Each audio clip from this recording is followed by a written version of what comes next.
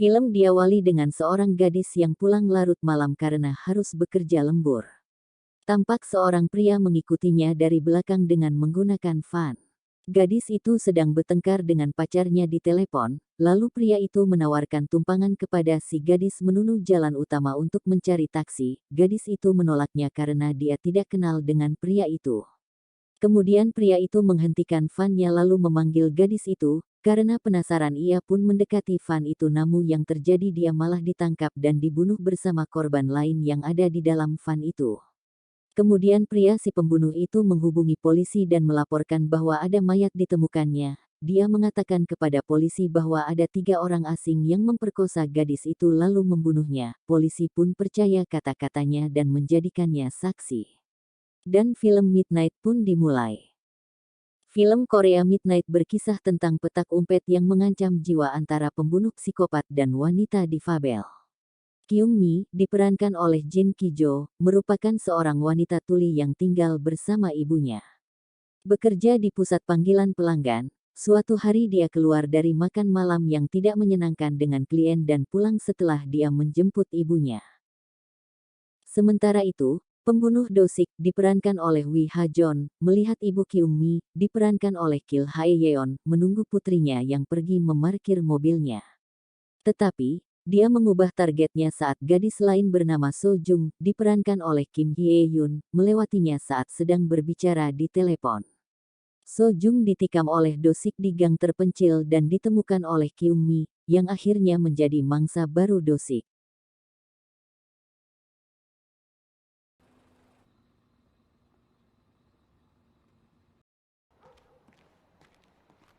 아, 슈퍼 귀 막혔어? 그래, 내가 다 왔다고 말했잖아. 거의 다 왔다니까, 진짜. Sementara abang So-jung kesana kemari mencari adiknya So-jung karena teleponnya tiba-tiba diputus. Dia menanyakan kepada ibu Kyung-mi tapi karena si ibu difabel, tak paham yang diucapkan si ibu, dia pun pergi.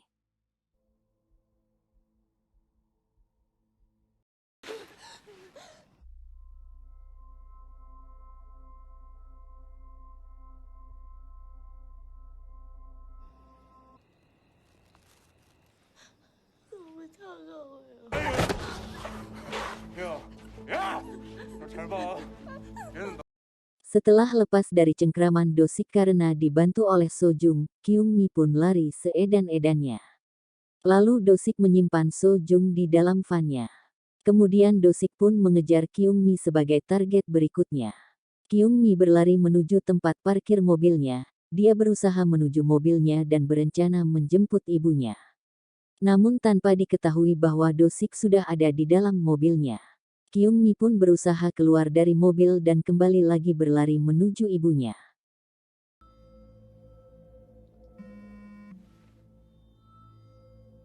엄마 빨리 오라네.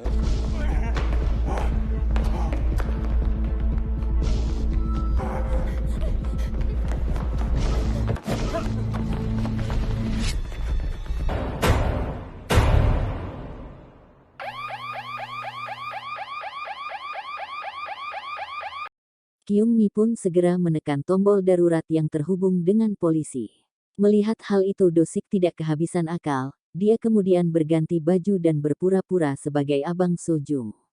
Karena Do-sik kelihatan ramah dan baik, Kyung-mi pun menceritakan tentang So-jung menggunakan handphonenya.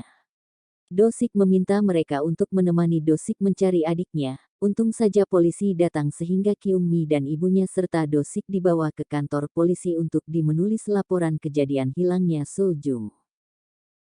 Ibu Kyung-mi curiga terhadap sikap Do-sik. Hal ini diceritakannya kepada Kyung-mi, tapi Kyung-mi tak percaya karena berpikiran positif terhadap Do-sik. Kyung-mi pun ditanyai oleh polisi tentang So-jung dan pelaku yang menikam So-jung serta mengejar dan sempat mencekiknya. Saat ditanyai tentang ciri-ciri pelaku, Kyung-mi tidak dapat menjelaskan lebih rinci karena si pelaku memakai topi, kacamata dan masker. Tiba-tiba Do-sik menyampuk sehingga membangunkan paman yang mabuk di sampingnya. Mereka pun terlibat perkelahian sehingga polisi terpaksa mengeluarkan si paman. Saat bertengkar dengan si paman, handphone Sojung terjatuh dari saku Do-sik, lalu ibu Kyung-mi mengutipnya dan melihat wallpaper telepon itu foto seorang gadis. Dengan cepat Do-sik mengambil handphone itu dan mengatakan bahwa adiknya sudah ditemukan. Tiba-tiba Abang Sojung datang ke kantor polisi dan meminta polisi untuk mencari adiknya yang hilang. Kebetulan ciri-ciri adiknya yang diberikan Abang Sojung sama dengan yang diceritakan Kyung-mi. Abang Sojung pun menunjukkan foto Sojung kepada mereka.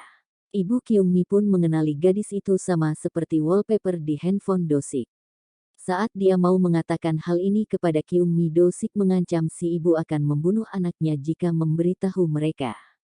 Karena dirasa Do-sik sudah ketahuan, dia pun mencoba membunuh Abang Sojung. Perkelahian pun tak terelakkan antara Do-sik dan Abang Sojung. Do-sik kalah dan diancam untuk mengatakan di mana adiknya berada. Melihat Do-sik diancam, polisi malah menyetrum Abang Sojung dengan pistol listrik. Do-sik pun dibebaskan. Melihat Do-sik dibebaskan, Kyung-mi dan ibunya pun heran. Kemudian mereka menjelaskan kepada polisi, lalu polisi pun minta maaf.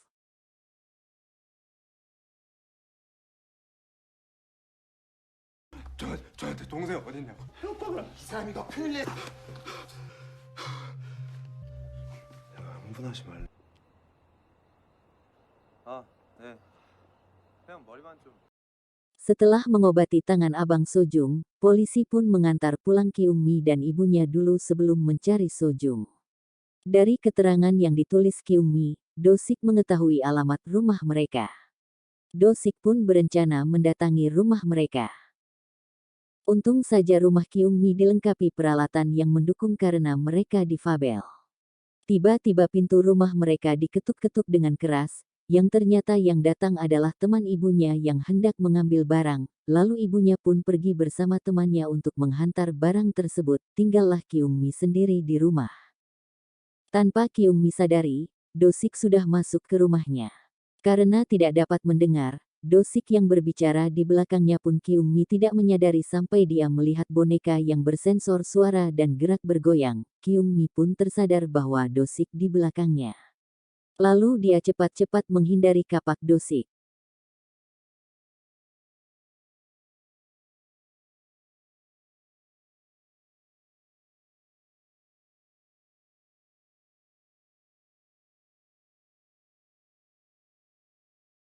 Merasa dalam bahaya, Kyung-mi pun segera SMS Abang Sojung untuk meminta bantuan. Abang Sojung pun bergegas ke rumah Kyung-mi, namun karena terdesak akhirnya Kyung-mi keluar dari rumahnya melompat dari jendela. Adegan kejar-kejaran pun tak terelakkan antara Do-sik, Kyung-mi dan Abang Sojung. Terjebak di jalan buntu, Kyung-mi pun mengambil kursi rusak untuk mempertahankan diri. Akhirnya Abang Sojung mendapatkan Do-sik dan mau menghajar Do-sik. Tapi Do-sik mengancam bunuh diri jika dia hajar dan tidak mau memberitahukan di mana keberadaan adiknya yang sekarat. Do-sik pun membuat pilihan antara menyelamatkan adiknya yang sekarat atau menolong Kyung-mi. Setelah mendapatkan lokasi adiknya, akhirnya dia memilih menyelamatkan adiknya dan meninggalkan Kyung-mi dan Do-sik. Ternyata Do-sik menipu Abang Sojung di mana lokasi adiknya berada adalah di rumah Kyung-mi, namun setelah mencari ke seluruh rumah dia tidak menemukan adiknya, malah bertemu dengan ibunya Kyung-mi. Menyadari anaknya dalam bahaya, ibu Kyung-mi pun bergegas mencari anaknya. Dirasa bahaya, Abang Sojung melarangnya, namun si ibu terus mencari anaknya. Sementara Kyung-mi yang disandera Do-sik melemparkan pasir ke mata Do-sik agar dia dapat melarikan diri. Di tengah pelariannya dari Do-sik, Kyung-mi bertemu lagi dengan Sojung. Dia pun membawa Sojung bersembunyi dan memberikan handphonenya kepada Sojung agar Sojung dapat menghubungi abangnya. Sementara itu dia mengalihkan perhatian Do-sik padanya. Kyung-mi mengajak duel Do-sik, akhirnya Do-sik terpancing dan adegan kejar-kejaran kembali terulang. Kyung-mi lari seedan-edannya menuju keramaian, sedangkan Sojung berhasil menelepon abangnya dan dia pun diselamatkan. Sementara Kyung-mi terus berlari menghindari Do-sik. Ibu Kyung-mi dan Abang Sojung pun mencari Kyung-mi.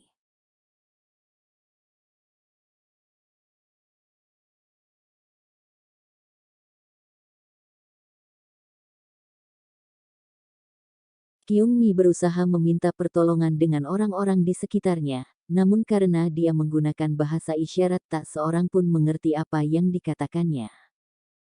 Kyung Mi pun mengancam Do-sik dengan pisau berharap dia tidak mendekatinya. Melihat Kyung Mi memegang pisau, orang-orang di sekitarnya ketakutan. Seorang paman hendak menelepon polisi namun Do-sik melarangnya dan mengatakan bahwa Kyung adalah adiknya yang lagi stres. Namun sayangnya mereka percaya. Melihat situasi begini, Kyung Mi pun mencoba melarikan diri lagi, namun sayangnya kedua tentara menangkapnya dan memberikan Kyung Mi kepada Do-sik.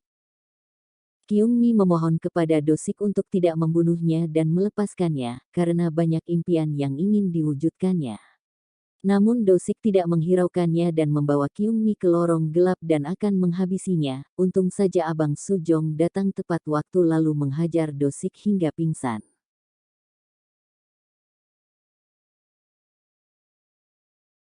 Setelah sadar dari berpura-pura pingsannya, Do-sik menghantam kepala Abang Sojung hingga terkapar. Lalu Do-sik berlari mencari ibu Kyung Mi sebagai target pembunuhannya. Kyung Mi pun segera menyusul Do-sik mencari ibunya. Melihat Do-sik berbicara dengan ibunya, Kyung Mi pun segera mendekati Do-sik dan menusukkan pisau ke perutnya agar seolah-olah Do-siklah yang menusuknya. Melihat perut Kyung Mi yang berdarah dan Do-sik memegang pisau, orang-orang di sekitar pun segera menelepon polisi. Do-sik pun marah dan sangat ingin membunuh Kyung Mi, namun polisi segera menembaknya sebelum Do-sik mendekati Kyung Mi. Dan Do-sik pun akhirnya tewas. 웃어?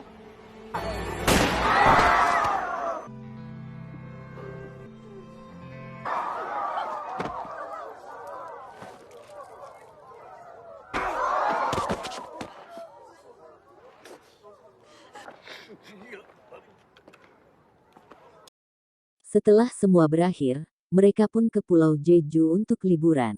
Dan film pun tamat.